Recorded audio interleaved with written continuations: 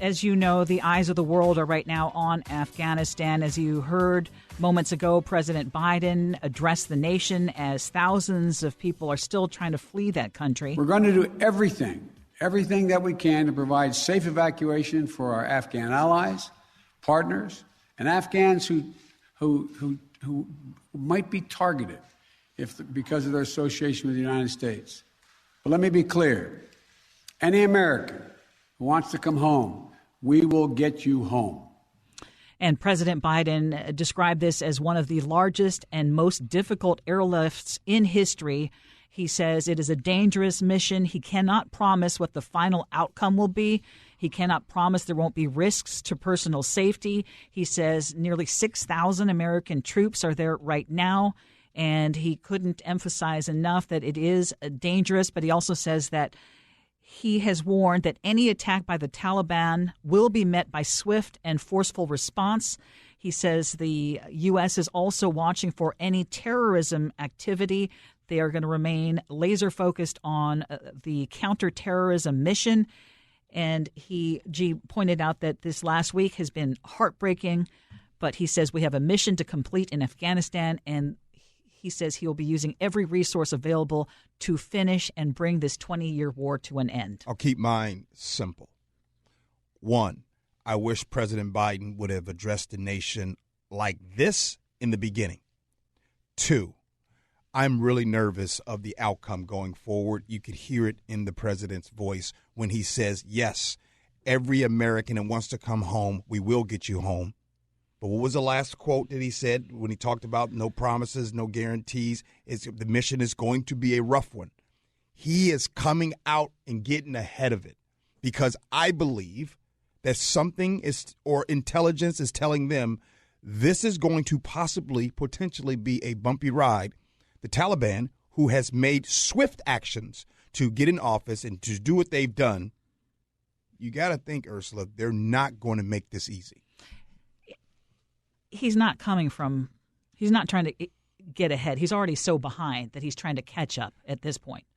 And so this is what should have been said early on. This is what should have been. And now he's trying to make the best of it. And I think that he spoke very strongly. He's taking questions right now, and we are monitoring the questions, and we will bring you any additional information and you'll hear it throughout the afternoon. However, what he's doing right now, he had to make this response. He had to say something because the last two times that he has spoken about this has been disastrous.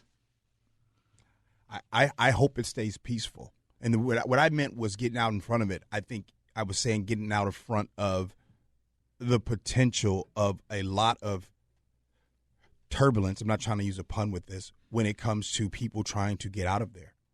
I think I hope I'm wrong, but it's just according to what he's saying that it might get rough. Yeah. Well, and yeah, you can't make it look rosy. He did point out that 13,000 people, Americans and their allies, have been evacuated from Afghanistan just in the past week. So what lessons should Americans learn from our longest ever war? And have we really confronted the true human cost of 20 years at war? We want to welcome a guest that we've been looking forward to having. His name is Mike Washington. Mike served as an active duty and reserve Marine for more than 2 decades. He was deployed 4 different times, including to Iraq and Afghanistan. He's also a retired Seattle firefighter. He currently works as a psychotherapist, and he has helped many first responders and military veterans. He's also a Gold Star father whose son, Sergeant Michael T. Washington, was killed in action in Afghanistan in 2008. Good morning, Mike. Hey, good morning, Gee Ursula and Chef. Thanks for having me. Well, thank you so much for joining us. You sent us an email, and we read your text, and then we posted it on our Facebook page, and it has been shared dozens and dozens of times. But for people who haven't had a chance to read it, could you share what you shared with us, essentially the feelings that you had as you were hearing and seeing what was going on in Afghanistan? Sure. It was at the heels of General McCaffrey's comments, which I thought were spot on from a geopolitical standpoint. But on the local level, as we're seeing right now, I just came back from the gym and I'm on the big screens in front of the treadmills. There's the wailing and gnashing of teeth, and the pundits are punding. And but on the local level, I felt that we need to understand that if we want to really come to grips with what happened in this war, and in Iraq for that matter, we have to look at ourselves. We take the blame as Americans, every last one of us, save for the people who went forward and served. But for the rest of us, we checked out of these wars. We didn't pay attention. We found something else to take our time. We got excited about different things. We got really excited about a football player kneeling for the national anthem, but we never put that much effort into understanding what was happening in a country where Americans were fighting and dying every single day. And that's where the blame, I think, lies with us. We have to be more vested in what's going on in our world. We have to pay more attention to what's going on. I understand that there's a lot of competing issues, and I understand COVID. I understand so many things that vie for our attention. And I also understand that for most Americans, there's no skin in this game for them. They don't have a loved one who's going to go forward. They aren't paying taxes. There's no draft. They may or may not know it, but the bills for these wars are coming. They're coming, and then we're going to have to pay them, or our kids are going to have to pay them. But so we have the opportunity to not be vested, and so we haven't been. And then when something like this happens, and we're faced with those stark images on TV, now we want to know what happens, and now we start drawing lines and pointing fingers all the way around. But the first fingers need to be pointed right back at us, the American people. Mike, I want to get right to it. I spent a lot of time talking about you to friends yesterday, and I was embarrassed that I had not even heard of you before until you wrote to our show. You were featured on Oprah this year in an episode highlighting outstanding black fathers, and you shared how you learned about the death of your son, Michael. The worst day of my life, June 14th, 2008, I was actually working at Fire Station 16 in Seattle, and I was putting my gear on next to the fire engine. Then I turned around and I saw a white Suburban pull up with two Marines in the front and Michael's mom in the back. I knew instantly what was about to happen. My reaction, and this is part of my problem through my life, is I tried to play this role as, Mike Washington, Master Sergeant of the Marines. And in the moment where I could be the most emotional, grieving father that I could, I kept it inside. And I never allowed myself to just let it out. When somebody passes away at 20, there's just so much more that I wish I could have known about him and who he would have become. I wish he could experience life past 20. Michael, when I hear that, who is Michael Washington? Who is Mike Washington today? Well, really the main purpose of why I'm speaking, team, is I had a lot of challenges afterwards, and I was on the verge of suicide. And when I say on the verge of suicide, I was on the bridge over there by Stanley and Seaports in Tacoma. You know where that's at, G. Yep. I was there, and if it wasn't for my son pulling me back and telling me that my mission is not over, there's work that I need to do, I wouldn't be here right now. And so that's really my main purpose here in speaking out, is I'm speaking to all Americans, but I'm speaking to my veterans, especially who deployed to Iraq and Afghanistan, who are going through hard times and watching these images and just feeling that remorse and feeling that their service was not worthy. And for some whom this might be the final straw, I want to tell them that there's help out there, that it can be better. I'm proof of that. I'm at the end of that tunnel. And if there's any way that I can help them, I can show them, because I've been there. I've been in that darkness, in that pit. And for those who are just going through a hard time dealing with the images, let's get together and talk about it, because we're the only ones who truly understand. I just don't want another veteran And that includes my law enforcement and fire brothers and sisters to go through the same things I did, because it's not necessary. There's help out there.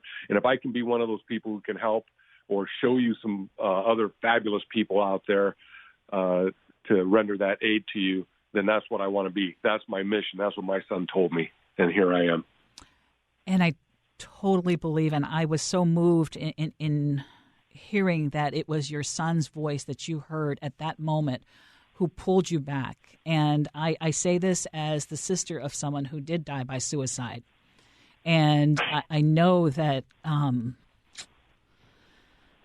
that it is so hard for people to talk about when they actually need help. And especially in the areas where you've worked, in the military, as a firefighter, as you talked about other first responders. What do you tell people who you now work with as a psychotherapist when, especially those veterans who think, was this all in vain? Well, I just try to use myself as that example, that it was hard. And my issues didn't stem from just the job and just from my deployments. It's 50 years of trauma and tragedy of being molested as a child, and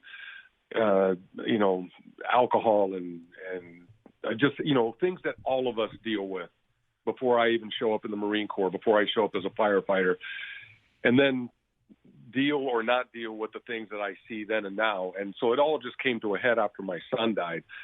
So my message to them is that there is help. And I am, when I talk to people, I say, I am you, you are me. I'm just an average guy. There's nothing special about me. I am not splitting the atom. I'm not inventing the longer lasting light bulb or the better mousetrap. I'm just a regular guy and who understands struggle. And I've been there, and I can help you. And if I can't help you, I can find somebody who can help you. I work with some just amazing people in the fire department, at the sheriff's department, at Acuity Counseling, where I work as a therapist. There's just some amazing people out there, and they're standing by. You just got to reach out, and it's hard. I get it. It's hard. It's scary. It's unknown, and it's going to be hard once you start doing it too. I can say it's not easy, stripping that scab off and talking about these things. But man, the results are beautiful.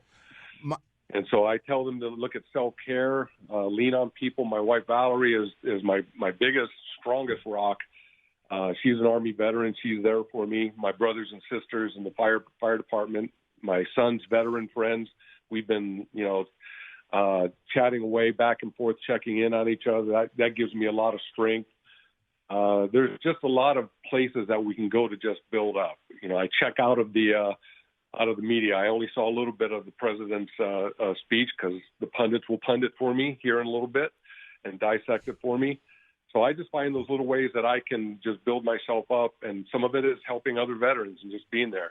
And then lastly, I'll probably start watching the Gilmore Girls again because I really like that show. This is the voice of Mike Washington. He's a retired Seattle firefighter and also served active duty and for more than 2 decades, that being a reserve Marine, and was deployed 4 times.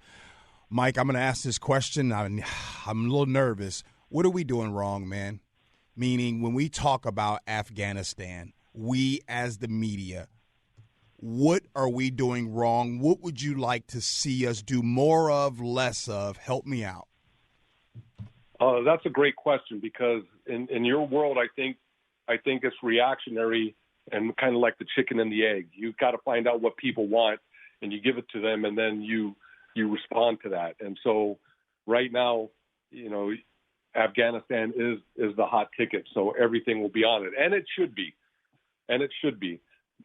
I think sometimes we go down rabbit holes that we don't need to go down, and I think so. I use the example of Colin Kaepernick. I think that was so overblown, and it got so much leverage and airtime, but that's because people were putting it out there, and you have to respond to that.